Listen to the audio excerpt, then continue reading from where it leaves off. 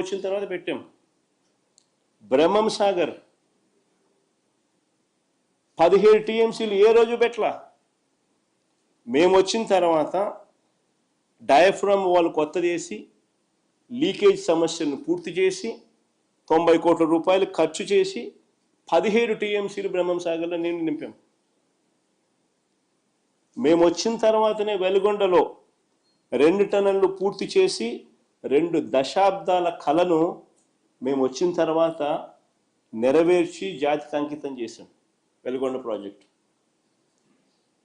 ఇక మిగిలింది R&R పనులు, లైనింగ్ పనులు, అంతకని ఇంకేం మిగల.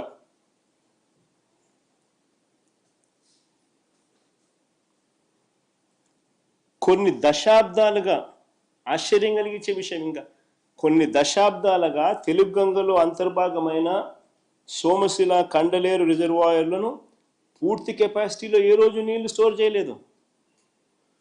మేము వచ్చిన తర్వాత R&R పూర్తి చేసి సోమశిలలో 78 టీఎంసీలు, కండలేరులో 68 టీఎంసీలు మేము వచ్చిన తర్వాతనే నింపాం.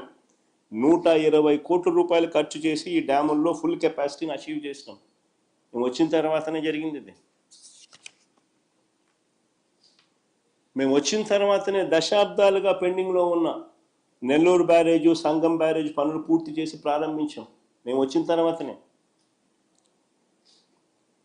అసలు అంతెందుకు, ఇక్కడ నుంచి కూతవేటు దూరంలో ఉంది పులిచింతల ప్రాజెక్టు.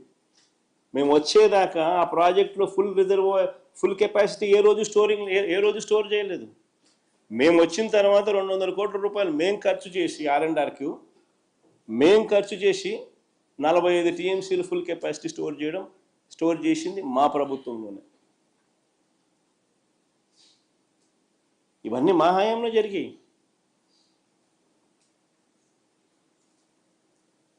అసలు నిజంగా ఒక చిత్తశుద్ధి అనేది ఉండాలి.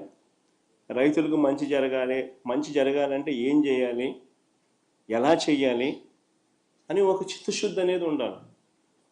ఒక చిత్తశుద్ధి ప్రకారము అడుగులు వేస్తే, మనిషిలో సిన్సియారిటీ, కమిట్మెంట్ ఉంటే ఏదైనా కానీ దేవుడు ఆశీర్వదిస్తాడు, పనులు జరుగుతాయి. అవి చంద్రబాబు నాయుడుతో లోబడిన పరిస్థితులు, జగన్ ప్రభుత్వంలో కనిపించిన పరిస్థితులు, అవే తేడా. రెండో సబ్జెక్ట్ లేకపోతాం, భోగాపురం ఎయిర్పోర్ట్.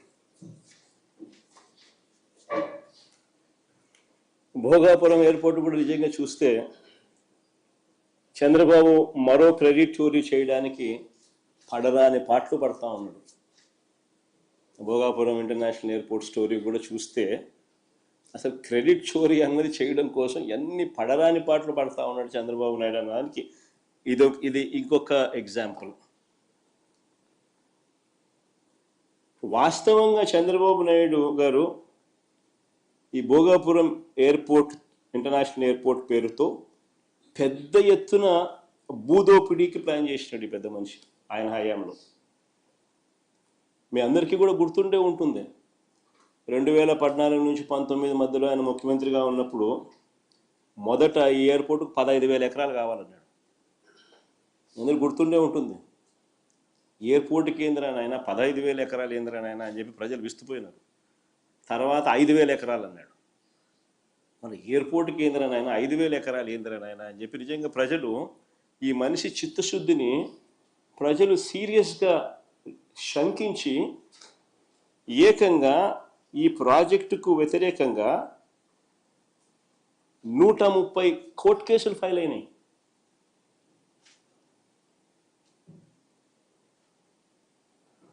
అధికారంలోకి వచ్చిన తర్వాత ప్రాజెక్టు సైజును 2,200 ఎకరాలు ఎయిర్పోర్టుకు, ఇంకొక 500 ఎకరాలు ఏరో సిటీకి, మొత్తం 2,703 ఎకరాలకు కుదించి what is reasonable, what is the size. నెట్లోకి వెళ్ళి ఆల్ ది ఇంటర్నేషనల్ ఎయిర్పోర్ట్స్ ఏ సైజుల్లో ఉన్నాయని ఒకసారి బటన్ నొక్కినారనుకో 2,700 ఎకరాలు అనేది బ్రహ్మాండమైన సైజు కింద కనిపిస్తుంది, ఒక చంద్రబాబు నాయుడు స్కాములు చేసే కార్యక్రమం తప్ప. మేము ఏరో సిటీకి ఒక 500 ఎకరాలు, 2,200 ఎకరాలు ఎయిర్పోర్టుకు కుదించి అడుగులు వేగంగా ముందుకు వేయగలిగాం. ప్రతి రైతుకు కాన్ఫిడెన్స్ ఇవ్వగలిగినాం.